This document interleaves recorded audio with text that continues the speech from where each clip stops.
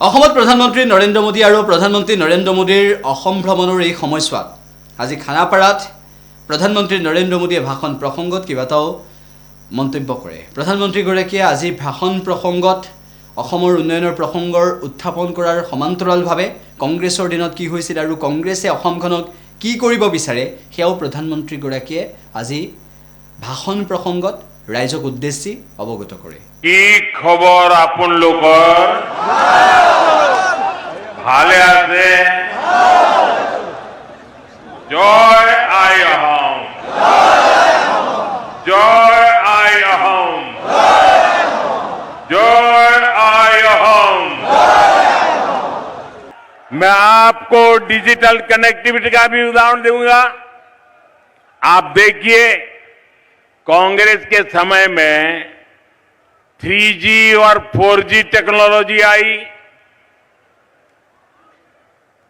ये 2G के घोटाले भी आए, लेकिन नॉर्थ ईस्ट तक, असम तक उसे तेजी से पहुंचाने के लिए कांग्रेस ने मेहनत ही नहीं की। और जब भाजपा सरकार में 5G टेक्नोलॉजी आई तो हमने क्या किया? हमने इस टेक्नोलॉजी को पूरे असम में, पूरे नॉर्थ ईस्ट में गांव-गांव तक पहुंचाने के लिए काम किया। इस सैचुरेशन अप्रोच के कारण आज गुवाहाटी के युवाओं को हाई स्पीड इंटरनेट का लाभ मिल रहा है। और जब असम में NIC डेटा सेंटर की भी शुरुआत हुई है, ये डेटा सेंटर यहां के नौजवानों को बहुत बड़ा लाभ देने वाला है। साथियों, एक और उदाहरण स्वास्थ्य सेवाओं का भी है। कांग्रेस ने दशकों तक एम्स के विस्तार पर ध्यान नहीं दिया। जब अटल जी की सरकार बनी तो एम्स की संख्या बढ़ाई गई। इसके बावजूद हालत ये थी कि 2014 में देश में सिर्फ 6 एम्स थी। आपने 2014 में मोदी को देश की सेवा का अवसर दिया और आज देश में एम्स की संख्या बढ़कर 20 से ज्यादा हो चुकी है।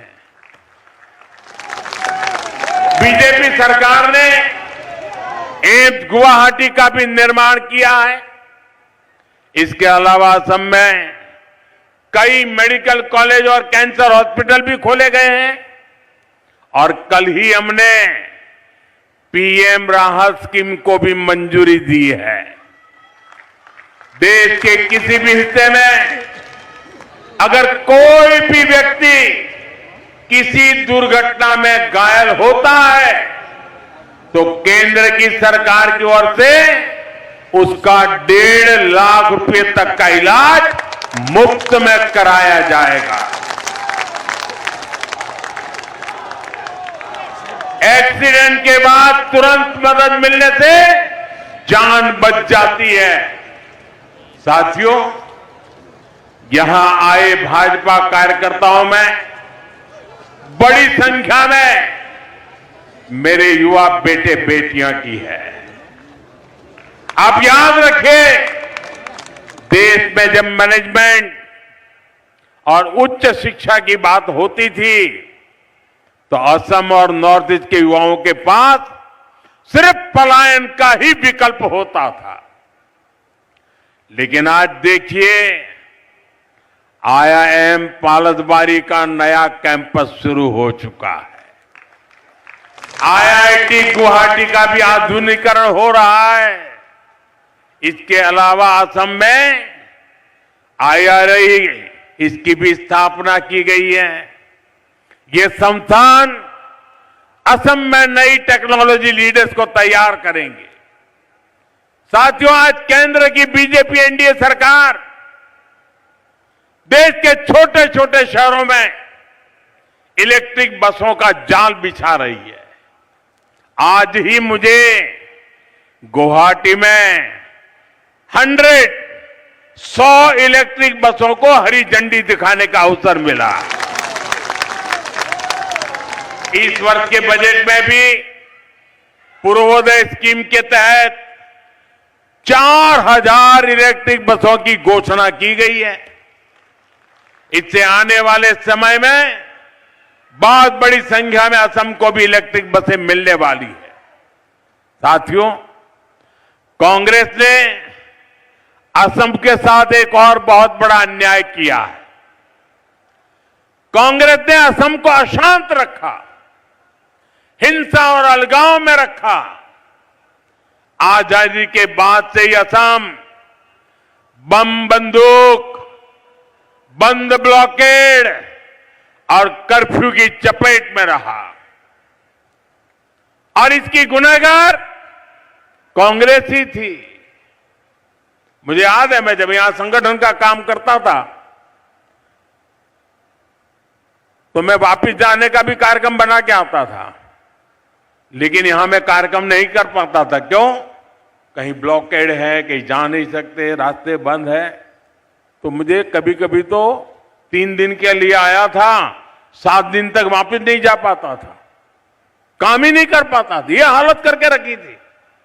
लेकिन साथियों, भाजपा एनडीए सरकार असम में शांति, बहाली और तेज विकास का संकल्प लेकर चल रही है। इसलिए जो असम कभी बम धमाकों से गूंजता था, उसी असम में अब शांति की स्थापना हो रही है। जिस असम में हर साल औसतन 1000 से ज्यादा लोग हिंसा में मारे जाते थे, आज वहां हिंसा की घटनाएं बंद हो रही है। पहली बार असम में बोडो, कार्बी, आदिवासी, डीएनएलए, उल्फा ऐसे हर संगठन से जुड़े साथियों ने बंदूक छोड़कर देश के संविधान का रास्ता चुना है, शांति और विकास की राह पकड़ी है।